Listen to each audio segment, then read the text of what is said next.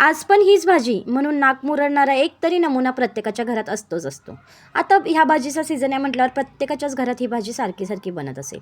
तर ही भाजी अशा पद्धतीने एकदा बनवून बघा. तर काय करायचं, कढईमध्ये तेल ओतायचं, बारीक चिरलेली लसूण आणि मिरची त्याच्यामध्ये घालून घ्यायची तेलामध्ये, आणि इथे मेथी स्वच्छ धुवून चिरून बारीक घेतलेली तीही त्याच्यात घालून घ्यायची, छान परतून घ्यायची, ती साईडला काढून घ्यायची. मग कढईमध्ये दुसऱ्या शेंगदाणे आणि सफेद तीळ भाजून घ्यायचे. आता त्याची पेस्ट करायची आपल्याला, ती छान अशी पेस्ट करून घ्यायची पाणी घालून. लगेचच दुसऱ्या पॅनमध्ये तेल ओतायचं 2 चम्मच, त्याच्यामध्ये घालायची हिंग, भरपूर सारा लसूण आणि कांदा छान असा परतून घ्यायचा. आणि मग कांदा भाजला की त्याच्यात टॅमॅटो घालायचा, टॅमॅटोही छान असा परतून घ्यायचा. मग टॅमॅटो छान भाजला तेलामध्ये की त्याच्यामध्ये घालायचा गरम मसाला, लाल तिखट, मीठ, आणि परत छान ते परतून घ्यायचं सर्व. मग आपण जे पेस्ट केलं ना ती घालून घ्यायची. आता ही पेस्ट घालून छान असं 2-3 मिनटं तेलामध्ये छान परतून घ्यायचं. थोडंसं पाणीही घालायचं वरतून आवश्यक असलं तर.